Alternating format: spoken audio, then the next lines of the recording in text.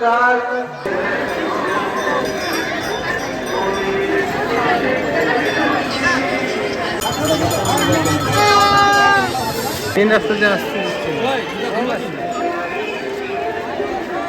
Everyone, welcome and welcome back to my channel. শুক্রবার দিন অর্থাৎ 22শে নভেম্বর সকাল সকাল আমি রেডি হয়ে বেরিয়ে পড়লাম বল্লার উদ্দেশ্যে। কারণ এই দিন থেকে শুরু হয়েছে আমাদের দক্ষিণ দিনাজপুরের রানীমা বল্লা কালীর পুজো। যদিও আমি আগে গিয়েছিলাম আমার ঠাকুমার বাড়িতে মানে খাসপুরে, আর ওখানে যেতে হলে পাগলিগঞ্জের আত্রেই নদীর ব্রিজ ক্রস করে যেতে হয়। সেখানে স্কুটি রেখে সবাই আমরা একসাথে বল্লা গিয়েছিলাম। আমি আমার ঠাকুর দাদার বাড়িতে আবার চলে এসেছি। স্কুটিটা এখানে রাখবো, তারপর জেঠু জেঠিমা দিদি জামাইবাবু আর ভাগনা সবাই মিলে একসাথে টোটোতে করে বল্লা যাব। এখান থেকে বল্লার দূরত্ব 7-8 কিলোমিটারের মতন। তো আমরা টোটো নিয়ে গ্রামের ভেতর দিয়ে যাব আর কি। মেন রাস্তা দিয়ে নয়, গ্রামের ভেতর দিয়ে একটা রাস্তা আছে যেটা দিয়ে বল্লা যাওয়া যায় খাসপুর থেকে, মানে আমার ঠাকুর দাদার বাড়ি থেকে। তো সেই রাস্তা দিয়েই যাব। আর বছরে তাই হইছে মোটরসাইকেল একটা নিবি বলে লাগবে না নে সব নে টোটা হিজে দাও টোটো নিয়ে ভালো এই যে গাড়িটি নাও তো ভালো ভালো কোনো সমস্যা না এই রাস্তাতে গাড়ি ঘোড়া ওরা সবাই টোটোতে করে গেল, আমি আর দাদা গেলাম বাইকে। সেই চেনা পরিচিত বল্লা যাওয়ার রাস্তা। এই রাস্তাটা খুব সুন্দর, সেই কারণে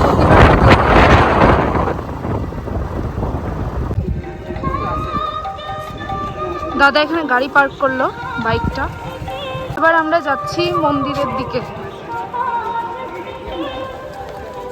তারপর আমরা ডাইরেক্ট চলে গেলাম টিকিট কাউন্টারে। মানে দিদিদের একটা মানতকালী মূর্তি দেওয়া ছিল, সেটারই পুজো দেওয়ার জন্য একটা টিকিট করে নেওয়া হলো।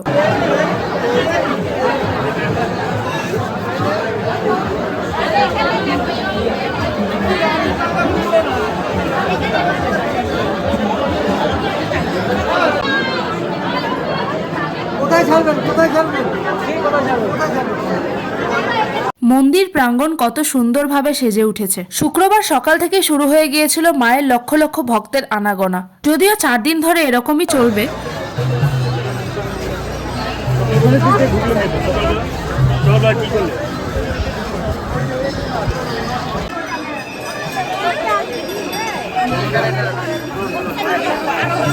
শয়ে শয়ে হাজারে হাজারে মানতকালীর মূর্তি।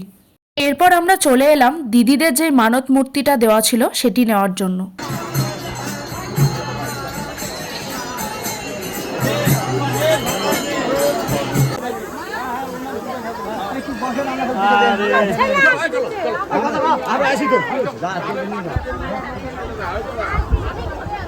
এই যে এটা নিব, এটা এটা ঠিক আছে পছন্দ করুন। হ্যাঁ হ্যাঁ, সব তো একই সাইজ না? ভালো লাগছে। মাথায় জবা ফুল না না জবা ফুলের পাশে এটা ভালো রে, এটা সুন্দর।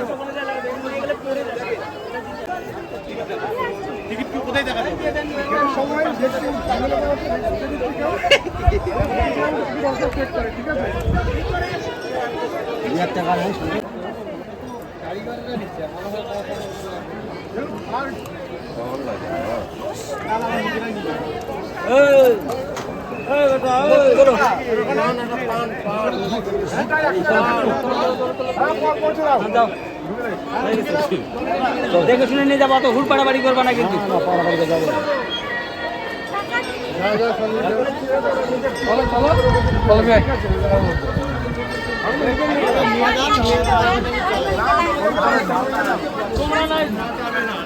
পাকা ঘরটা যায়, হ্যাঁ মানে পাকা ঘরটা নাকি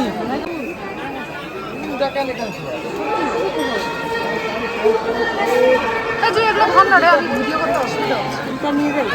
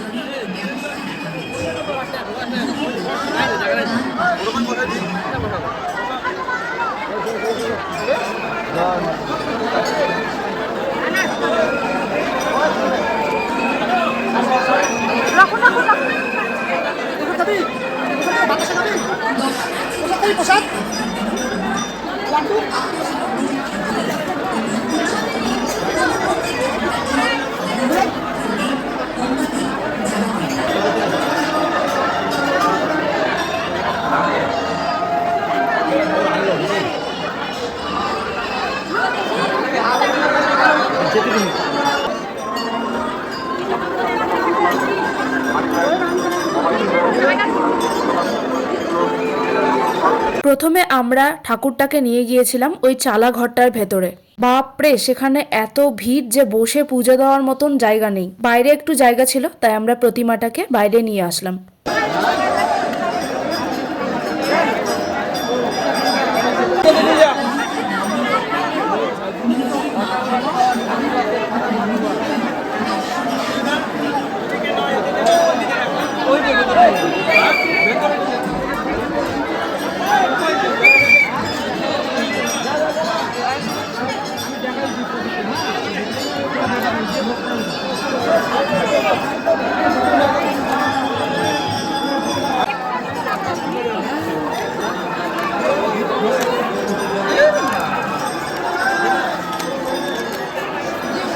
ব্যাগটা দাও তো, ব্যাগটা দাও।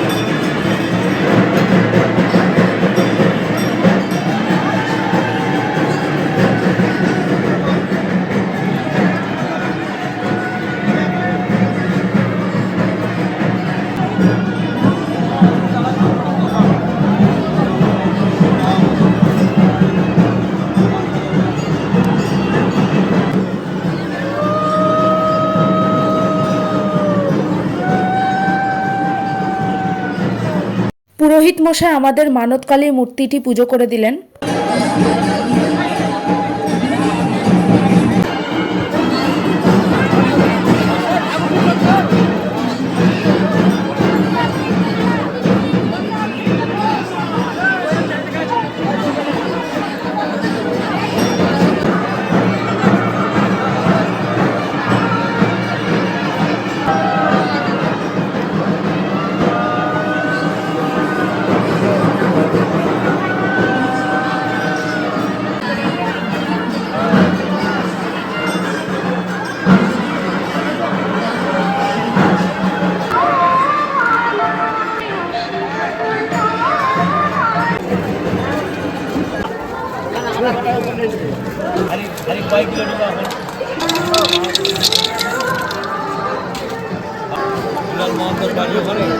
এরপর আমি মায়ের ভোগের জন্য এক হাঁড়ি বাতাসা মিষ্টি নিয়ে নিলাম আর চলে গেলাম আমাদের রানীমাকে দর্শনের জন্য।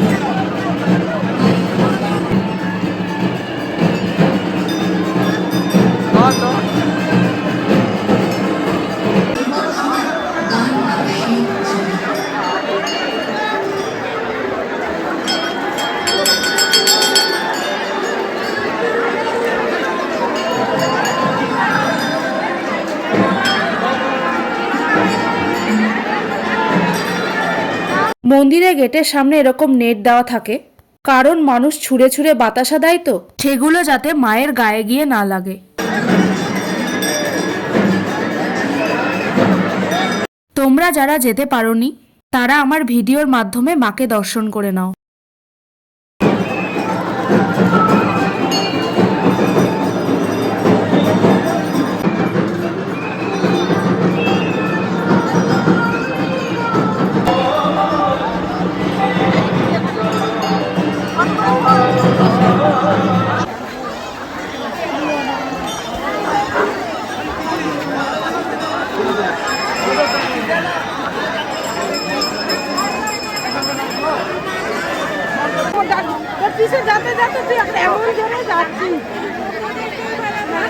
কৌটো পাচ্ছেন মাত্র 20 টাকা।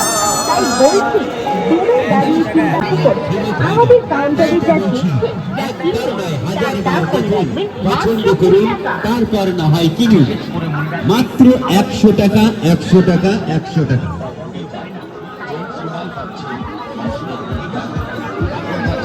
এরপর আধ ঘন্টার মতন আমরা সবাই মিলে একটু মেলাতে ঘোরাঘুরি করলাম। যদিও আমার নেওয়ার মতন কিছু ছিল না, সেই কারণে কিছুই কিনিনি। হরেক মালের দোকানে যা কিছু দেখছেন যা কিছু গাড়ি পাচ্ছেন 100 টাকার বিনিময়ে।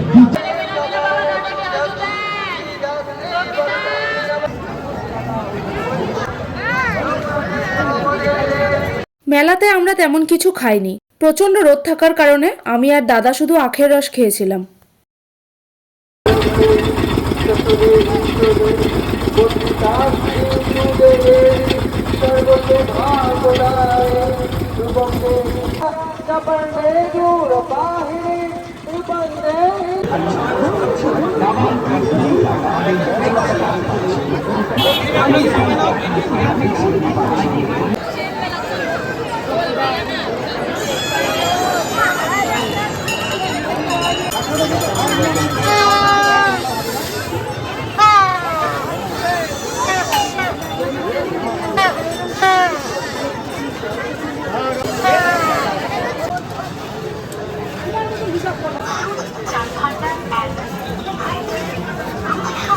গাইজ আমাদের পুজো দেওয়া কমপ্লিট আর মেলাও একটু ঘুরলাম, এবার যাচ্ছি বাড়ির দিকে।